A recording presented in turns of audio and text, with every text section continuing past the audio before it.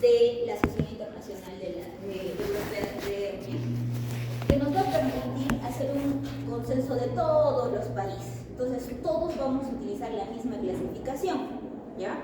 M1, M2, M3, M4 y M5. Todo esto se refiere a defectos en la línea media. No estamos hablando de defectos laterales, ¿sí? En hipocondrio tampoco, solo defectos de línea media. Los laterales o lumbares vamos a tener otra clasificación, no sé, otro tipo de letra lo vamos a hacer. Entonces, subsifoidea van a ser todas las hernias tipo M1 que sean entre la apófisis sifoides y 3 centímetros por debajo. Ahora, lo que se encuentre en el ombligo o 3 centímetros para arriba, 3 centímetros para abajo va a ser tipo M3. Lo que no corresponda ni a M1 ni a M3 va a ser M2 o epigástricas. Para abajo vamos a tener M4, infraumbilical, y si por encima del pubis van hasta 3 centímetros van a ser hernias M5 o suprapúbicas. ¿Ya? Esa es la clasificación internacional. Es lo actualizado. Entonces, nosotros vamos a ver que para el diagnóstico va a ser súper importante tomar en cuenta las siglas, ¿ya? M1, M2, M3. En este caso, L no lo vamos a considerar porque L se refiere a lo lateral o lumbar, ¿ya? Y el tamaño va a estar clasificado con W, ¿ya? El tamaño va a ser el diámetro mayor de la hernia. W1 si es menos de 4, W2 si es entre 4 y 10 y W3 si supera los 10 centímetros. Y esta parte de aquí, si es recurrente o no, vamos a poner R0 o R1, ¿ya? ¿Y eso en qué nos va a beneficiar? Recurrente se refiere a si es una hernia incisional, o sea, es una eventración, o si es una hernia primaria. Si es una hernia primaria, no es recurrente, va a ser R0. Si es una hernia incisional, entonces lógicamente recurrente va a ser R1. ¿Me están entendiendo o se están perdiendo? ¿Sí? Ya. Ahora, pueden haber múltiples defectos en la línea media. Cuando hay múltiples defectos, nosotros vamos a describir dónde están localizados y el tamaño mayor que tienen los defectos. ¿Ya?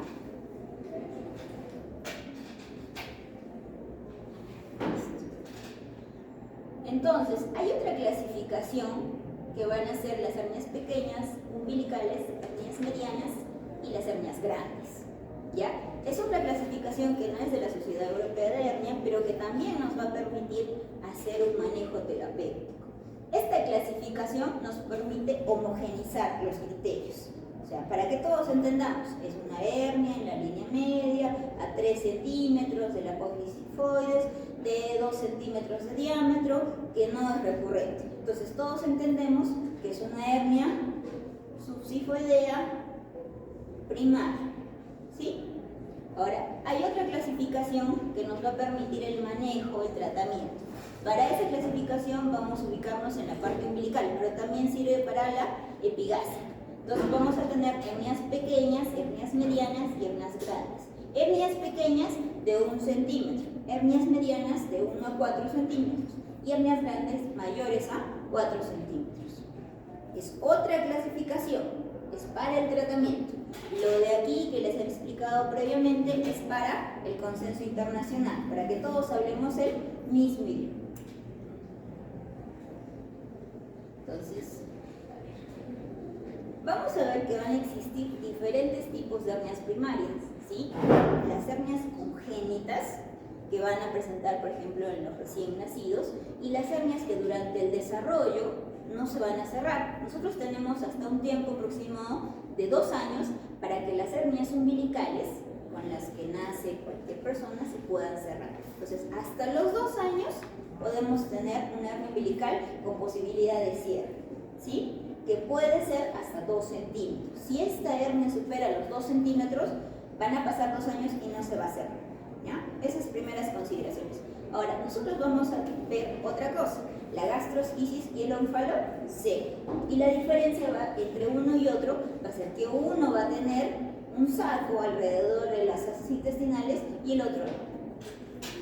Entonces, aquí vamos a ver un onfalocelio. Desde ambos. Y aquí vamos a ver una gastrosquisis. Dentro de las gastrosquisis vamos a ver que es un evento aparatoso en el cual el defecto va a hacer que todo el contenido intestinal pueda salir, o parte del contenido intestinal salga de la cavidad abdominal. Ahora, esto aparatoso puede también contener otras malformaciones congénitas, como espina bífida. Podemos también tener, ¿esto cómo se llama cuando el corazón está afuera?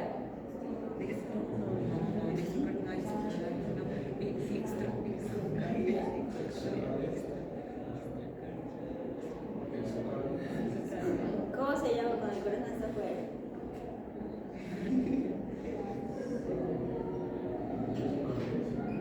¿Qué?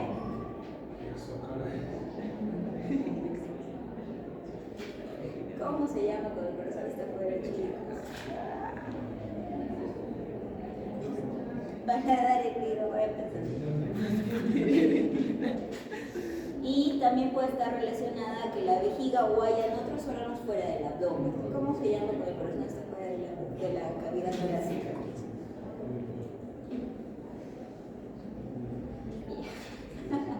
Ectopia. Entonces, puede presentar diferentes malformaciones asociadas al defecto de gastrosquisis. Lógicamente que aparentemente se puede retornar todo el contenido a la cavidad abdominal, pero el problema va a ser que durante el desarrollo el recién nacido ha adaptado su cavidad abdominal a no contener intestinos ni órganos. Entonces, si nosotros retornamos ese contenido que aparentemente puede ser sencillo, porque el contenido lo retornamos a la cavidad y se acabó, no, vamos a condicionar que el paciente sufra lo que les he mencionado, que es una hipertensión intraabdominal, ¿ya? Entonces, tiene que ser un retorno progresivo, además del manejo de las otras malformaciones que pueda tener el paciente. En cambio, aquí en el onfalocelio, el manejo quirúrgico es mucho más, menos complejo, no más sencillo, menos complejo, ¿ya? Y no va a estar asociado a otras malformaciones. Ahora, factores predisponentes en general para cualquier hernia que no sea congénita, sino que sea adquirida o que tenga un defecto previo fisiológico formado y que durante el tiempo vaya a desarrollar la hernia, por ejemplo, son patologías del colágeno, ¿no? Darnos. ¿Qué más? Pacientes con ascitis. ¿Qué más? Pacientes con obesidad. ¿Qué más? Pacientes embarazadas.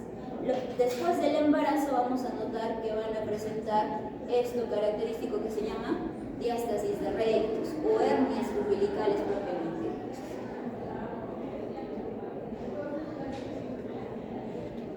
Muy bien. Entonces, para el manejo de las hernias umbilicales, como les había conversado, existe la clasificación internacional para saber qué hernia es, dónde está ubicada y qué tamaño tiene, y la otra de pequeño, mediano, grande para el tratamiento. Cuando son hernias pequeñas, o sea, hernias de 1 centímetro, son hernias que solamente requieren una ráfaga, un cierre con puntos. Estamos hablando tanto de hernias umbilicales como de hernias epigástricas. Ahora, si supera una hernia mediana o una hernia grande, entonces van a requerir otras cosas. Entonces, por ejemplo, aquí solamente una sutura de la aponeurosis muscular en el caso de hernias pequeñas y colocación de malla en cuanto a hernias medianas o grandes. Ahora, esta colocación de malla va a ser muy variada. Se han desarrollado diferentes tipos de procedimientos quirúrgicos para la reparación. Uno de ellos es un Lane, que se refiere a colocar la malla por encima de la aponeurosis muscular. Otro que es el Sublane, que puede ser retromuscular, o Underlane, que es preperitoneal. Inlay, que esto está proscrito, está descrito en la literatura, pero no se hace, no sirve. Se malogran los bordes de la aponeurosis. Entonces, para el manejo de cualquier tipo de hernia, tanto umbilical como bigástrica, se puede utilizar la colocación de malla supraponeurótica, retromuscular, preperitoneal o intraperitoneal. Inlay ya no se usa, no funciona. ¿Ya? Esta reparación, ¿de qué va a depender? Del tamaño. Si son hernias medianas a grandes, la reparación es con malla. Si son hernias pequeñas, la reparación es con sutura. Y generalmente utilizamos sutura no absorbible. Cierra la puerta, por favor. Cierra la puerta.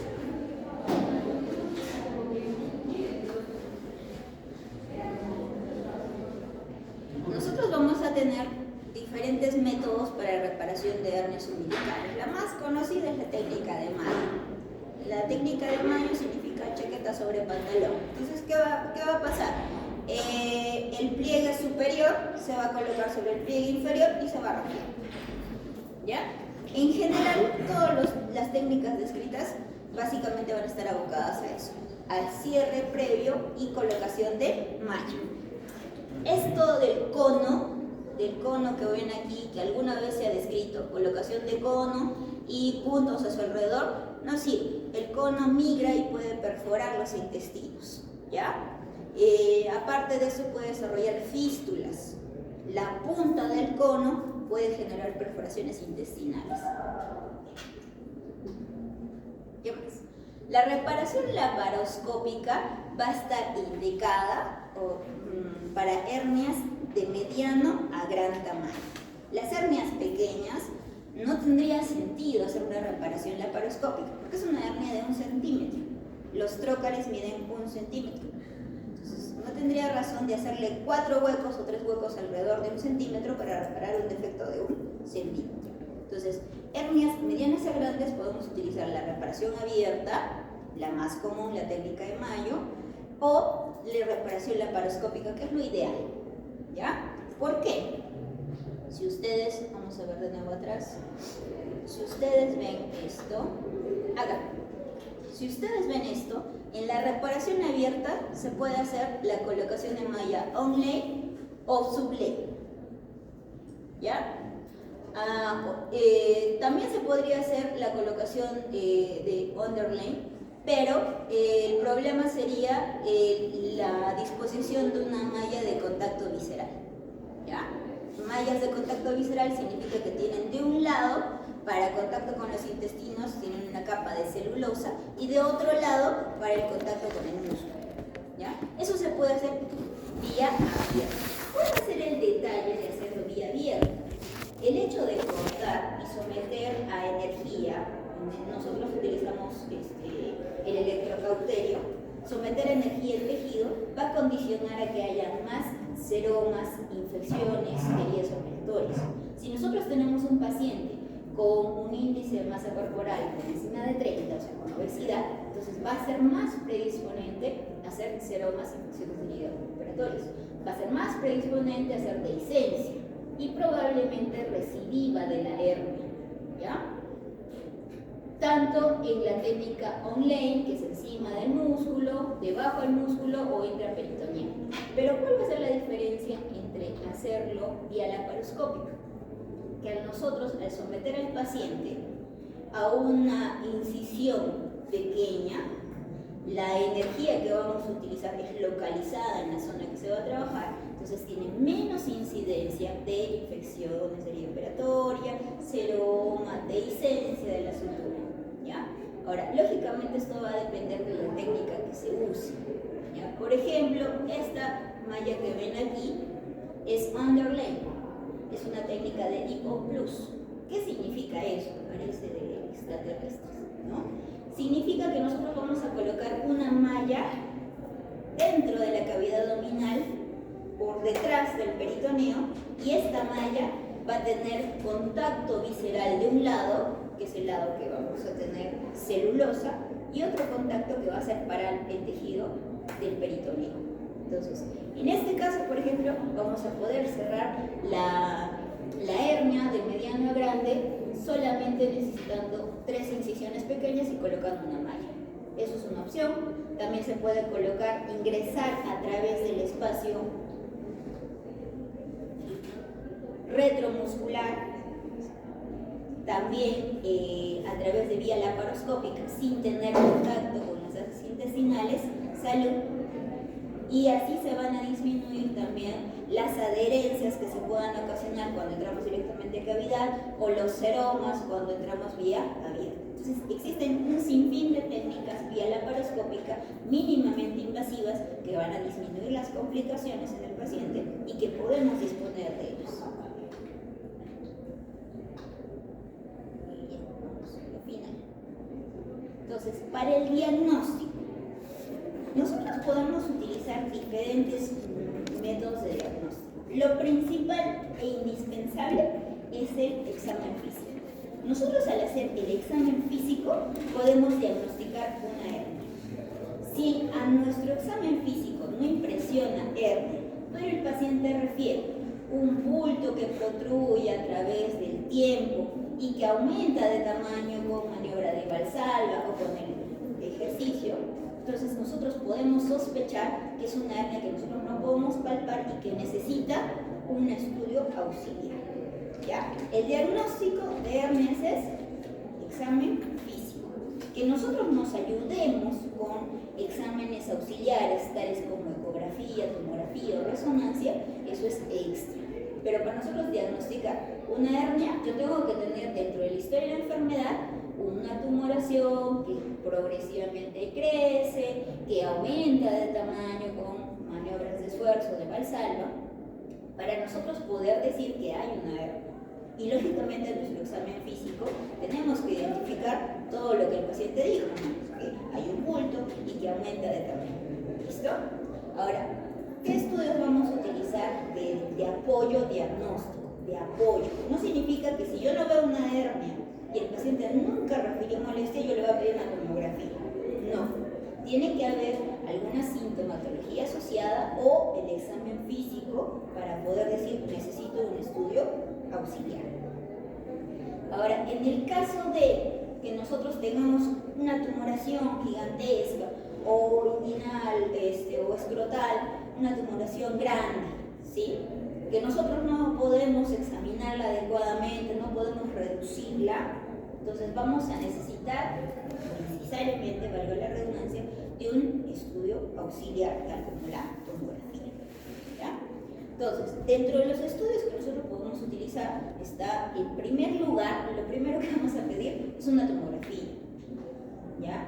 Es nuestro examen que nos va a ayudar mucho más que una ecografía. Ahora, si no disponemos de los medios económicos o el paciente no dispone de los medios económicos o no tenemos al alcance una tomografía, en segundo lugar, pues vamos a utilizar una ecografía, que no va al detalle como la tomografía, pero también nos puede ayudar a identificar. Entonces, dentro de la tomografía nosotros tenemos que haber diferenciado previamente dónde se encuentran los músculos y qué tipo de músculo voy a ver yo distorsionado. Para eso les he hecho ver la primera imagen. Nosotros vamos a tener una faja abdominal formada por los músculos oblicuo externo, oblicuo interno, transverso y músculo recto. Esa faja abdominal va a estar alterada cuando hay hernias, de cualquier tipo. En este caso, si son hernias de la línea media, pues nosotros vamos a ver músculo recto y un defecto en la línea media, más grande. ¿Sí? Entonces, músculo recto aquí será transverso, oblicuo medio, oblicuo interno y oblicuo externo. Y como hay un defecto en línea media, vamos a hablar de una hernia tipo E. Dependiendo de la localización, va a ser desde M1 hasta M5. Aparentemente, ¿qué hernia será? Es una hernia, acá está la apófisis sifoides, acá está el pubis, y la hernia más o menos se encuentra en la mitad. M3 aparentemente, ¿no? Y nosotros vamos a ver que aquí está la aponeurosis y hay un defecto de la misma que forma el saco herniano. Aquí, por ejemplo, esto es el hígado. Hígado, defecto de línea media. ¿Qué tipo de M será o en qué rango estará? M1, M2, ¿no? Más o menos estamos a la altura de la vesícula, debe ser un M2, ¿ya? Entonces, en las tomografías lo que ustedes tienen que identificar es a qué altura estamos y en qué parte de la pared se encuentra el defecto, ¿ya? Ahora, en las ecografías, lógicamente vamos a ir directo al punto, directo a la hernia, y vamos a ver qué hay dentro del hernia, lo mismo que podemos ver en la tomografía, pero la mesura, o sea, la medición del anillo, el saco y demás, no se duerman, van a ser menos exactos que en la tomografía, ¿ya?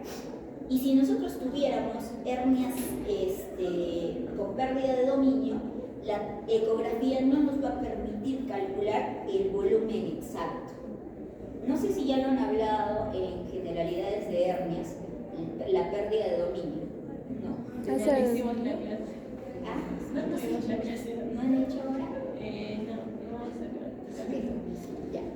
Seguramente cuando lo hablen, van a ver que la pérdida de dominio va a significar que el contenido dentro de la hernia va a superar el volumen, el 30%, del 20 al 30% del volumen de la cavidad abdominal, ¿ya?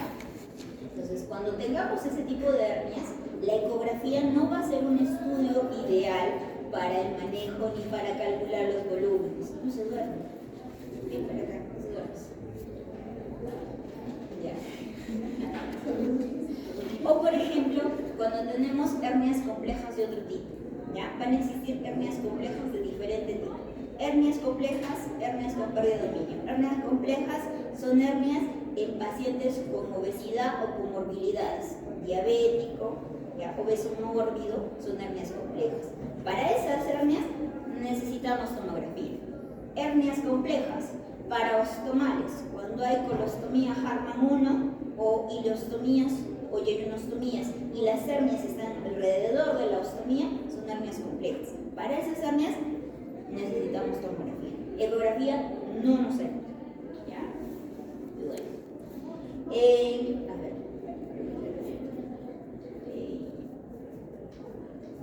Sí. Entonces, nosotros para el manejo en general de cualquier hernia tenemos que definir primero dónde se encuentra, de qué tamaño es, cuál es el anillo que tiene. Y si no podemos definirlo en el examen físico, necesitamos exámenes auxiliares. Para el manejo terapéutico de una hernia, nosotros tenemos que ver el tamaño. Si es una hernia mediana a grande, necesita un manejo quirúrgico con malla. Si es una hernia pequeña, no es necesario la malla. ¿Ya? Ahora, otra cosa, punto indispensable, tenemos que saber cuáles son los músculos que conforman la faja abdominal, ¿ya? Y a qué altura, según el consenso internacional, cuál es la altura y la clasificación del tipo de hernia, ¿ya? Que va a ser M, W, I, R. ¿Ya? ¿Alguna duda, pregunta? Doc, ¿y cuándo aplicamos la toxina botulínica? Ah, ya. Nosotros podemos aplicar toxina botulínica cuando el defecto supera los 4 centímetros de diámetro. ¿Por qué? Porque cuando el defecto es por encima de eso, los músculos no van a dar para el cierre, no van a poder cerrarse sin tensión. La idea de hacer cualquier cierre o afrontamiento es que sea sin tensión. Si yo hago el cierre y genero tensión, lo que voy a ocasionar es una hipertensión intraabdominal y probablemente durante la estancia hospitalaria haya disencia o en el postoperatorio tardío. Entonces, la toxina botulínica en hernias que superen los 4 centímetros de diámetro, hernias con pérdida de dominio, es obvio porque la cantidad de contenido abdominal supera el 30% en volumen y está fuera de la cavidad. Entonces, cuando yo lo intente retornar, va a haber una hipertensión intraabdominal, insuficiencia respiratoria, falla renal y demás. Entonces, en esos casos se aplica toxina botulínica. Ahora, otra cosa que también podemos aplicar es el neumoperitoneo. Tenemos una paciente con neumoperitoneo ahora. Entonces, el neumoperitoneo va de la mano con la toxina botulínica. Y ustedes dirán, pero no tiene sentido colocar aire ambiental. Tiene sentido cuando nosotros queremos generar una cavidad mayor a la que el paciente tiene y nosotros queremos que el defecto que vamos a cerrar cierre sin tensión.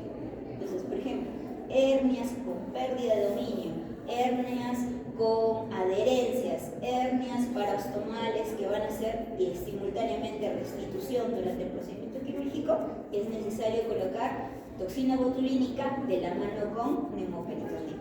Hernias que solo superen, que no tengan pérdida de dominio, que no tengan adherencias, que no se vaya a hacer otro procedimiento simultáneo, solamente toxina botulínica. ¿Alguna otra?